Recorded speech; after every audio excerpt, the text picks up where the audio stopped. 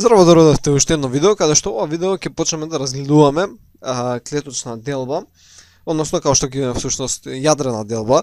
Значи во ова видео прилично ќе збориме за митоза, односно митозата е делба која е прават соматските клетки. И ајде да започнеме. Значи секоја клетка знаеме во телото, нели ќе се подели на две клетки, така ќе се добијат две клетки.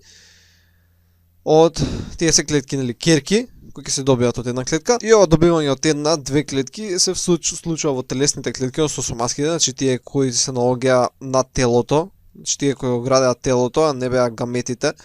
Нели гаметите беа во тестисите или во јајниците, кај женските. Значи не се тие клетки, него се тие телесните кои го градат другиот дел од телото, значи прстите, органите, главата и така натаму. И сега пред да започне таа делба, всушност можеме да поделиме, всушност целата делба можеме да поделиме на два главни дела, кои можеме да ги речеме интерфаза и вториот дел би било всушност делбата на јадрото. Значи интерфаза, фаза и другото е делба на клетката, значи делба. Сега, од кога започнува интерфазата? Значи интерфазата, што значи измеѓу фаза на некој начин, започнува одма после некоја претходна делба. Значи кога завршила претходна некоја делба, значи се поделила, значи сме имале една клетка, се добиле две клетки, така. И сега оваа клетка, новата што се добила, сега таа е во интерфаза. Значи само што се добила некоја нова клетка, таа првим почнува со интерфаза. Сега, што е тоа интерфаза? Како што реков, меѓуфаза, и таа трае најдолго од животот на таа клетка.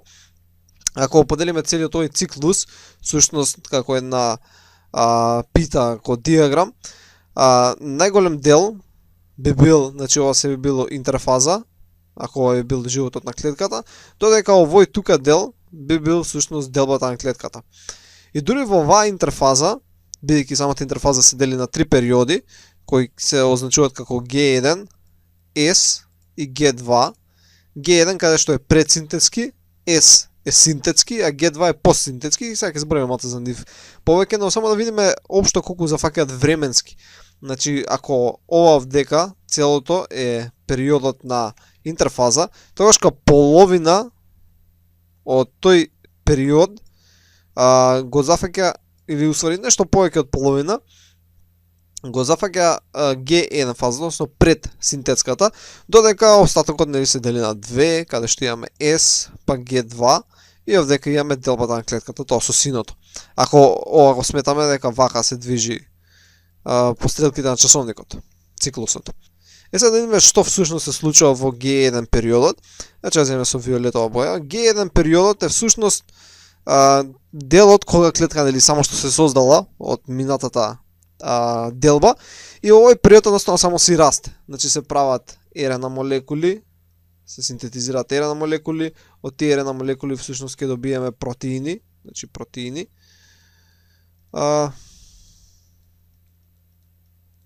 И така натаму. Значи ќе се акумулираат масти, ќе се акумулираат јаглихидрати и сите други работи кои се потребни на клетката да расте. Значи клетка всушност во оваа G1 фаза, она како што се создала малечка, после G1 фазата, значи после G1 фазата, таа всушност ќе биде поголема.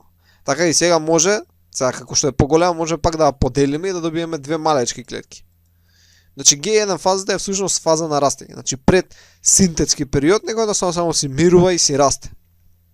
Сега, од кога ќе заврши да расте, значи од кога малечка ќе стане поголема клетка. Добро, сега да го видиме синтетскиот период. Значи синтетскиот период следи после растењето на клетка, значи таа од кога ќе си порасне од мала, која ќе стане поголема, сега може да дое синтетскиот период. Сега синтетски, нормално нешто се синтезира, ама тоа не дека претходно не се синтезираше, бидејќи вековме дека и претходно се создава протеини и РНА. Но оваа фаза всушност се дуплира количеството на ДНА. Веќе збориме сега за соматски клетки, за телесни, сега тука ќе нацртаме едно јадро од една телесна клетка, во која имаме даден генетски материјал, значи имаме ДНА. Сега таа ДНА се наоѓа во форма на хроматин, како што зборевме нели во минатото видео, значи таа се наоѓа како хроматин распределена, како еухроматин, нели по страните се наоѓа хетерохроматин, во центарот имаме јадренце, каде што се има интензивни процеси на синтеза на овие РНА и протеини. Значи се наоѓа во таа состојба. Не е организирана како хроматиди, значи не е спирализирани, не е спакувана, него едноставно е таква расплетка на целата. Но ако би збореле дека е структурирана, можеме да речеме дека има 46 хромозоми, односно има 2N хромозоми, бидејќи 1N еднакво на 23. Така, затоа имаме 2N, бидејќи имаме 46 хромозоми. Иако во овој стадиум не се наоѓа во хромозомски структурирана, значи не е во како хроматиди организирана, него е дисперализирана, но ова е колку да знаеме колку DNA има во моментот. И се наоѓа во форма 2C. Сега ова што значи C-то, имам различни објаснувања на интернет, но само памтете дека е во форма 2C. Едноставно кога ќе се дуплира ќе стане 4C. И тоа треба да го знаете, дека кога ќе се сега 2C, кога ќе се дуплира ќе стане 4C. Сега DNA почнува да си се реплицира, значи она сега се наоѓа например тука DNA и во време на овој синтетски период, значи ова е репликација на DNA што е доста сложен процес, имам цело видео на каналот кој е за репликација DNA, трае сат и пол. Значи ако гледате тоа ќе сватите како од оваа овдека DNA ќе се реплицира и сега ќе се направат две парчиња. Така, значи ќе се дуплира количеството на DNA кој се наоѓа во клетката. И што ќе се случи? Всушност тоа 2C ќе стане 4C. И сега имаме дупло DNA. Значи тука сега пак ќе направам уште едно купче кој сме ја дуплирале. Но бројот на хромозоми нема да се промени. Сега тоа после ќе го објасниме зашто бројот на хромозоми е ист, ама DNA е дуплирана. Иако сега всушност немаме хромозоми, ќе видиме понатаму зашто едно станува исто, а имаме дупло DNA. Тоа е всушност така е земено по договор на некој начин. Сега од кога се удвои количеството на DNA, идеме во последниот стадиум на интерфазата, што е периодот G2, значи овој G2, каде што се синтезираат интензивно протеините, но не се синтезира толку РНА. Значи РНА синтезата се намалува, а се зголемува синтезата на протеини. Едноставно во овој период клетката почнува да акумулира повеќе масти и аглихидрати и се спрема да почне наредна делба. Исто така и јадренцето кое се наоѓаше внатре во јадрото, значи имавме нели јадренце, тоа веќе исчезнува. Значи веќе почнува да го снемува, бидејќи веќе не е до толку потребно и клетка почнува да се дели и не е веќе потребна голема синтеза на протеини. Значи на кратко да сумираме, G1 период беше клетката кај што само си растеше, значи од малечка станува поголема. G2 S период на синтеза беше каде што имавме всушност еднохроматидни структури со 2C вредност 2N. Значи овдека тие да речеме дека се од мајката, овие дека се од таткото, овие вака црвените и само едноставно се реплицираше DNA така да стана дупло количеството. Сите вака стана дупли, иако сега уште не се организирани вака како X-ови, значи уште е само расфрлана како деспирализирана, но ако беа како веќе спирализирани, тоа вака би изгледало. Значи ќе се дуплира. И ова е тоа дека 2N всушност не се менува. Сега од кога ќе се дуплира, тоа 2C всушност ќе стане 4C, значи ова ќе се смени, сега ќе стане 4C, но 2N ќе си остане бидејќи N бројот на хромозоми, ова всушност го броиме, која боја да земам, бела. Ова го броиме како хромозом. И кога беше како едно, значи кога беше како една линија, пак е хромозом, значи ова е еден хромозом. И кога е како две хроматиди, пак е еден хромозом. Бидејќи тоа што е во квадратче го броиме како еден хромозом. И всушност, ако така правиме, значи тоа е еден хромозом, ова е еден хромозом, ова е еден хромозом, и овдека, например, во оваа линија имаме 23 хромозоми, и во оваа линија имаме 23 хромозоми, што е еднакво на 2N. Така да, иако се дуплираше DNA, бројот на хромозоми, N бројот, не се променува. Добро, сега од кога е спремна клетката да се дели, таа може да почне да се дели. Сега, интересно е дека со делба на клетка всушност има малце збунка на концептот, односно, нели имаме клетка и имаме јадро. Сега делбата на клетка најчесто се мисли делба на јадрото, каде што од јадрото ќе се добијат две помали јадра, но после тоа ќе следи и делба на цитоплазмата. Сега, значи делбата преди на јадрото се нарекува кариокинеза, значи карио е јадро, кинеза делење, а потоа следи цитокинеза, каде што се дели цитоплазма. Сега некој ќе рече, добро, па ако и двете се случуваат, тошка зошто воопшто ги делиме двата процеси, тоа е еден процес, тоа е делба на клетката. Но поентата зошто ги делиме е поради тоа што кај некои значи видови животински, односно растителни, на алгите најчесто, може да се дели јадрото и при тоа да се добијат повеќе јадра, а да не се подели цитоплазмата и ќе се добијат повеќе нуклеарни клетки. Слично може да се случи и кај габите, односно кај печурките. И затоа треба да разграничиме терминологијата. Значи делбата на јадрото е кариокинеза, а делбата на цитоплазмата е цитокинеза. И двете опфаќаат всушност делба на клетката, ама ние сега всушност само ќе збориме за делбата на јадрото. Поточно во ова видео сега ќе збориме за митоза, значи ќе збориме за митоза. Делба на јадрото кај соматските клетки. И сега кога ќе започне митозата, таа е еден постојан процес кој не прекинува, се дури не стигне до крај, се дури не стигна до наредна интерфаза и се состои од повеќе фази кои сега само ќе ги наброиме, потоа ќе ги објасниме. Значи првата фаза е, односно првиот е период на реорганизација, каде што тука спаѓа профазата.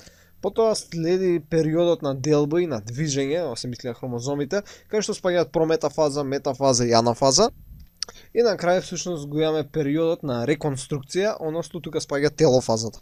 И сега да започнеме со профазата, каде што пред да го избришеме, да избришеме дека оваа клетка и само ќе се фокусираме на јадрото.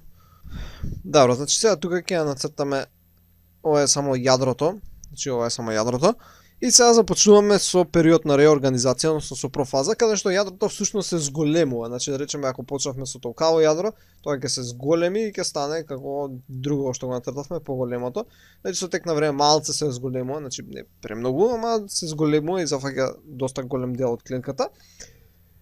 И тука исто можеме да разликуваме, значи рана профаза и касна профаза. Иако нема резка граница кај почне едната, кај почне другото, од прилика, значи. Значи во раната профаза всушност како што се наоѓаше генетскиот материјал, нели рековме дека беше деспирализиран, тој почнува всушност да се организира на начинот на кој зборевме во пред неколку видеа, значи да формира хромозоми.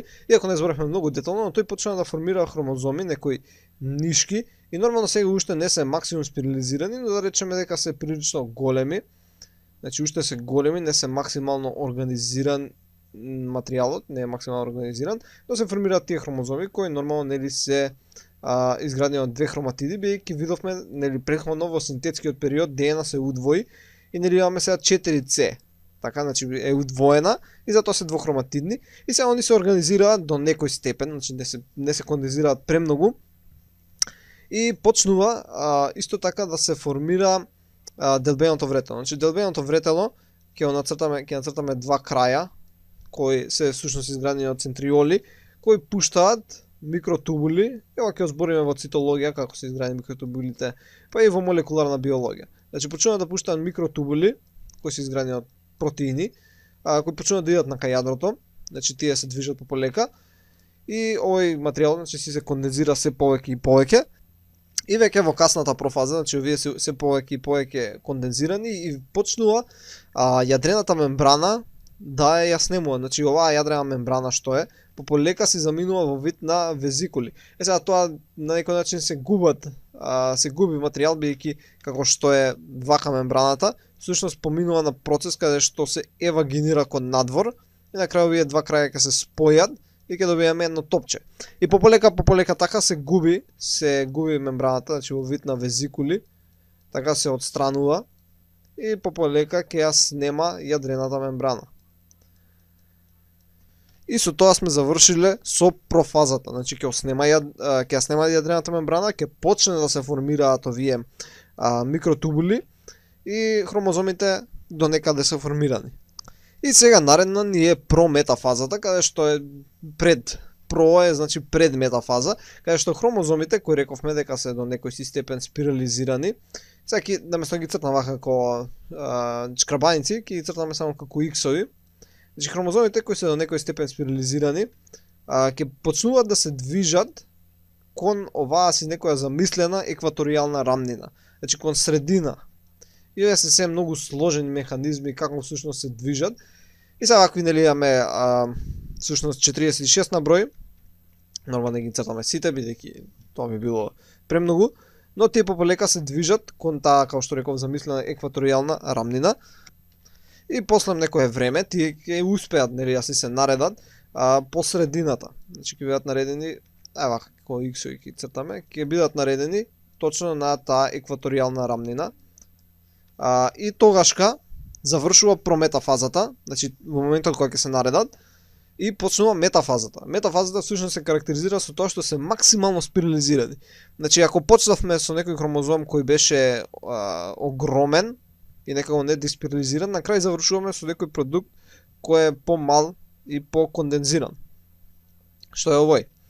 И во метафазата ги гледаме дека се убаво наместени на таа екваторијална рамнина и се максимално спирализирани, што е многу добро за извршување голем број анализи, бидејќи се гледаат многу очигледно и можеме да видиме различни карактеристики со кои се одликуваат. Сега како што гледаме овие микротубулите кои доаѓаат од кревите, пополека стигнуваат до примарното стеснување, до центриолот, и тука имаме кинетохор, за кој ќе збориме кога ќе збориме за структурна организација на хромозомите, но поентата е стигаат таму и се прикачуваат. И во моментот кога ќе почне да влечат, завршува метафазата. Значи во моментот кога ќе почне да влечат, завршува метафазата. И после тоа започнува анафазата. Сега анафазата се карактеризира, сега ќе треба многу да избришеме, но добро.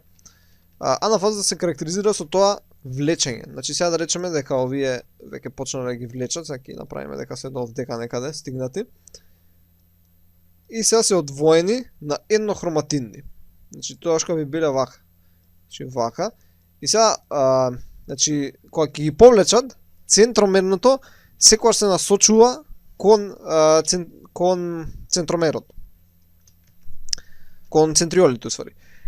Сега, значи, тоа како изгледа, не дека го земало од спортивниот, значи кога е X, не дека дошло од оваа страна па го повлекло натаму, него као што овдека го имаме ова стеснување, го имаме на двете хроматиди, као што го повлекува, тоа ќе се стане вака. Значи баш како замислете си кога да го влече, како со конец да го влече, ова е црвеното, кога со конец да го влече и едноставно го пребацува на другата страна.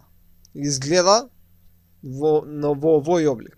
Значи стеснувањето е насочено кон самите центриоли, кон кој се движи. Значи ако почневме со X, значи ќе го нацртаме вака. И сега ќе ја нацртаме едната вака и другата вака, значи ја бидат одвоени.